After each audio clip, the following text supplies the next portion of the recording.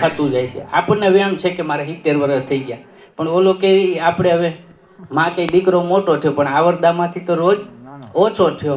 એમ ઉઠતી બજારે હાટ કહો કેટલો વખત, અને આ બધા વ્યવહારના ઉછાટ કહો કેટલો વખત.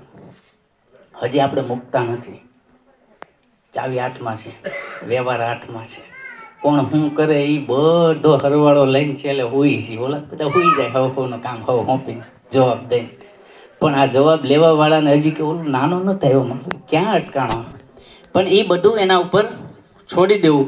ઉઠતી બજારે હાટ કહો કેટલો વખત, અને આ બધા વ્યવહારના ઉછાટ કહો કેટલો વખત. ધરાશયી થઈ જશે આ આખી ઇમારત, અને પછી એમાં ખટકે હિંડોળાની ખાટ કહો કેટલો વખત. મેળી આખી ધસ દઈને પડી ગઈ હોય, અને છતાં એમાં ઘડીક હિંડોળો હાલતો હોય તો એ કેટલી ઘડી, ઘડી બે ઘડી. એમ 60-70 વર્ષે પોગી ગયા છે. આ બિલ્ડિંગ હવે પડી જ ગઈ છે, અને આમાં શ્વાસ આવે છે અને જાય છે. ઘડીક આમ જાય ને આમ જાય.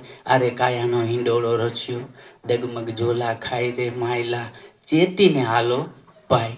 એની અંદર કોણ ભળીને હાલે છે? આ હિંડોળે કોણ હિંચકા ખાય છે? અહીંયા કોણ ઝૂલે? બાપા ખાઈટ આવે ને જાય, આવે ને જાય. હે પાનબાઈ, જોતરે જોતામાં દિવસો જતા રહેશે. 21,600 કાર ખાય. એમાંથી જેટલા આપણે ખેંચી લઈએ, એમાંથી જેટલા આપણે તાણી લઈએ, એમાંથી જેટલા આપણે ભજી લઈએ, જે પણ આપણે ગુરુ મહારાજના ખાતે પડે છે ને, આ સિવાય આપણે ગુરુને કાંઈ આપી શકીએ નહીં. ઉઠતી બજારે હાટ કહો કેટલો વખત, અને આ બધા વ્યવહારના ઉછાટ કહો કેટલો વખત. ધરાશય થઈ જશે આખી ઇમારત, અને એમાં ખટકે હિંડોળા ખાટ કહો કેટલો વખત. કાનાએ લીધી કાંકરી એક હાથમાં, તો એ અકબંધ મહીનું માટ કહો ને કેટલો વખત. માટલાની ઉપર કાંકરી વાગે તો એ માટલું કેટલી ઘડી, ઘડી બે ઘડી. એમ આ શરીર રૂપી આપણું માટલું છે. કાળની કાંકરી ક્યારે આપણી ઉપર પડે અને આપણા ઠીકરા થઈ જાય એનું કાંઈ નક્કી નથી. એટલે જીવન બહુ નાજુક છે. એક શ્વાસ લીધા પછી બીજો ભરશું કે કેમ એની કોઈ ગેરંટી નથી. છતાં આપણે હજી ઓળખાણ કરવામાં, પરમાત્માને મળવામાં પછી કરશું.